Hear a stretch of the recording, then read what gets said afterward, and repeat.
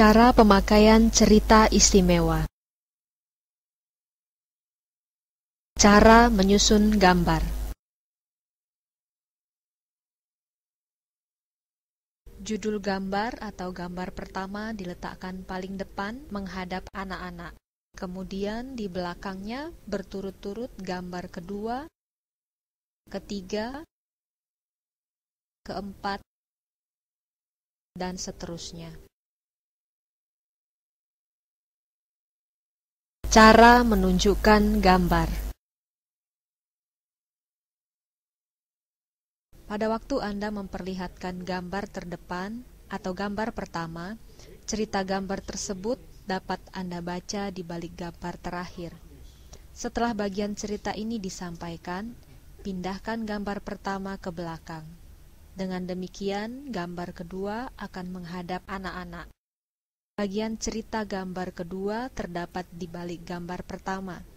Setelah menyampaikan bagian cerita ini, pindahkan gambar kedua ke belakang, dan seterusnya sampai cerita selesai. Contoh cara menceritakannya. Judul cerita ini ialah Burung yang Bijaksana.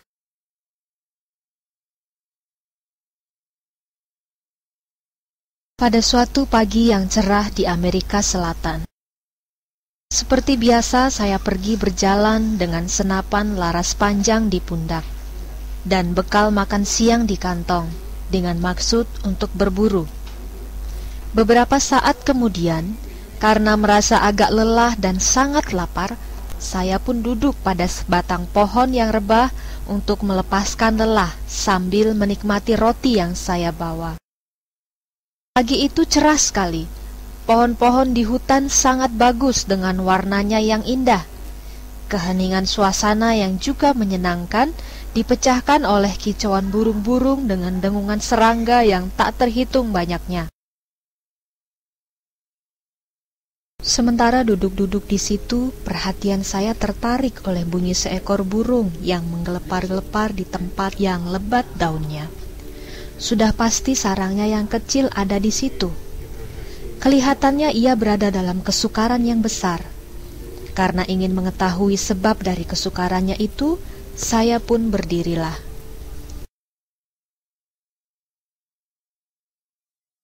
Tahukah kalian apa yang terjadi?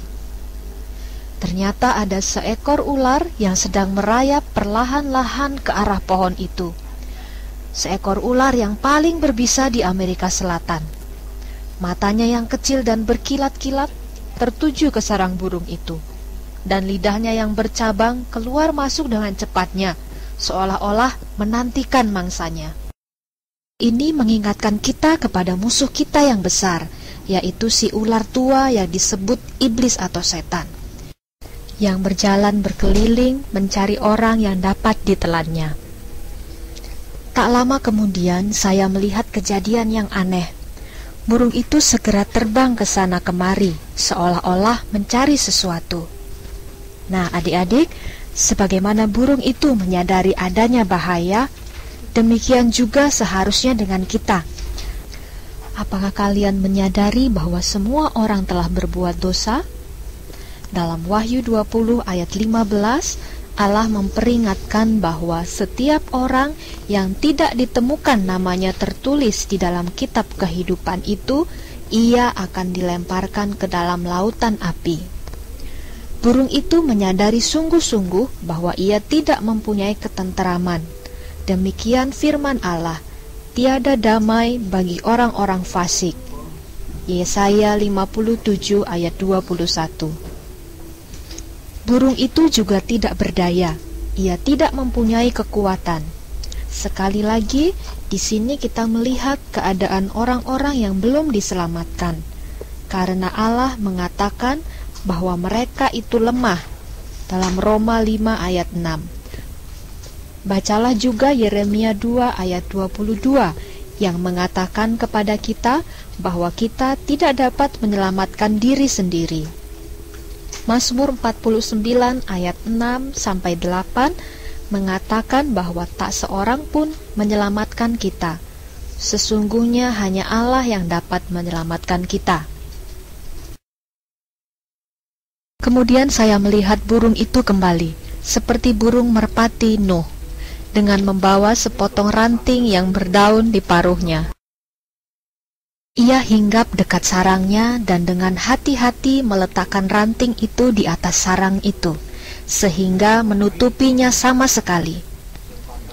Allah menunjukkan kepada burung kecil itu apa yang harus diperbuatnya. Demikian juga Allah akan menunjukkan kepadamu apa yang harus kalian perbuat, sebab Allah tidak menghendaki seorang pun di antaramu akan binasa. Matius 18 ayat 14. Perhatikanlah Yehezkiel 33 ayat 11, juga 2 Petrus 3 ayat 9. Allah memberitahukan kepada kita dalam firman-Nya, percayalah kepada Tuhan Yesus Kristus dan engkau akan selamat. Kisah Para Rasul 16 ayat 31. Maukah kalian sekarang lihat anak domba Allah yang menghapus dosa dunia dan menerima Dia? Yohanes 1 ayat 29. Sebagaimana burung kecil itu mempergunakan perlindungan Allah, demikian pula hendaknya kalian. Alkitab memberitahukan tentang orang-orang Israel di negeri Mesir yang membubuhkan darah domba pada ambang pintu rumah mereka. Sesudah itu, mereka harus tetap tinggal di dalam rumahnya itu. Jika mereka berbuat demikian, maka malaikat maut akan melewati rumah mereka. Burung kecil itu bertindak cepat tanpa menunda-nunda. Demikianlah juga Allah mendorong kalian untuk bertindak hari ini. Karena hari ini adalah hari penyelamatan itu. 2 Korintus 6 ayat 2. Dan kemudian dengan bertengger di salah satu cabang yang paling atas dari pohon itu, burung itu kelihatan makin tenang dan tenteram. Dan di situ ia menantikan kedatangan musuhnya. Burung itu yakin benar bahwa caranya melindungi sarangnya itu akan berhasil. Demikian juga semua orang yang percaya dan menerima Tuhan Yesus Kristus boleh yakin bahwa mereka diselamatkan dan terlepas dari iblis. Yohanes 5 ayat 10-24 dan 1 Yohanes 5 ayat 10-13. Adik-adik sekalian, dalam 2 Timotius 1 ayat 12 mengatakan, Aku tahu kepada siapa aku percaya, dan aku yakin bahwa Dia berkuasa akan memeliharakan apa yang telah dipercayakannya kepadaku. Nah, adik-adik, kalian betul-betul dapat merasa yakin akan hasil-hasilnya jika kalian percaya kepada Tuhan Yesus Kristus. Ular tersebut telah sampai di tempat itu. Sambil memandang ke atas kepala mangsanya, ia pun membelit batang pohon itu dan merayap ke atas. Kemudian ia meluncur sepanjang batang itu mendekati sarang tersebut. Ia mengangkat kepalanya yang berbahaya, siap untuk menyergap burung yang malang itu. Matanya yang kecil dan berkilat-kilat memandang sarang itu sebentar, dan tiba-tiba sambil memalingkan kepalanya seolah-olah mendapat pukulan yang hebat, ia berpaling dan dengan secepat-cepatnya meluncur ke bawah pohon itu dan menghilang di antara rumput yang tinggi. Sebagaimana ular itu terpukul mundur dan lari dengan kekalahan, demikian iblis telah dilukakan kepalanya dan harus pergi dengan kekalahan. Suatu waktu ia akan dicampakkan ke dalam lautan api. Kalian pasti dapat membayangkan betapa herannya saya melihat hal itu. Saya tidak dapat mengerti mengapa ular itu berpaling dari mangsanya tepat pada saat mangsa itu sudah dikuasainya. Saya juga tidak dapat mengerti akan ketenangan burung itu yang tidak menunjukkan reaksi apa-apa sampai musuhnya pergi. Dan sekarang ia menyanyikan nyanyian pujian yang mempesonakan.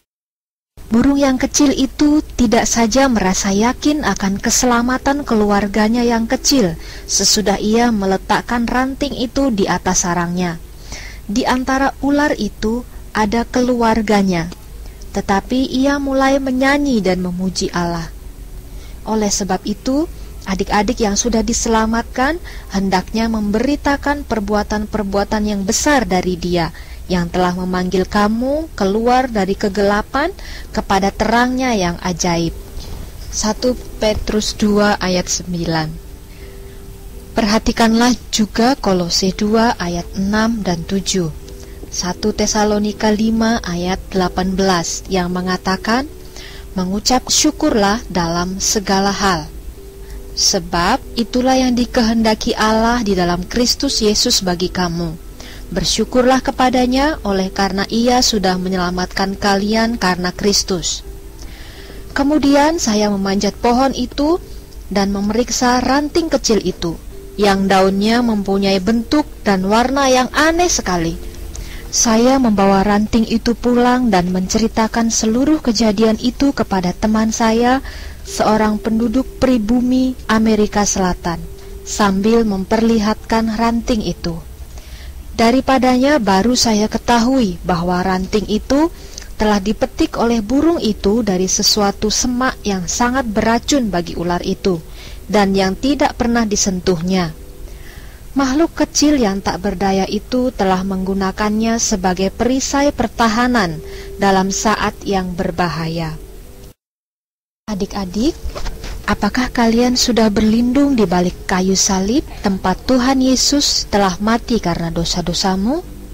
Maukah kalian melakukan hal itu sekarang?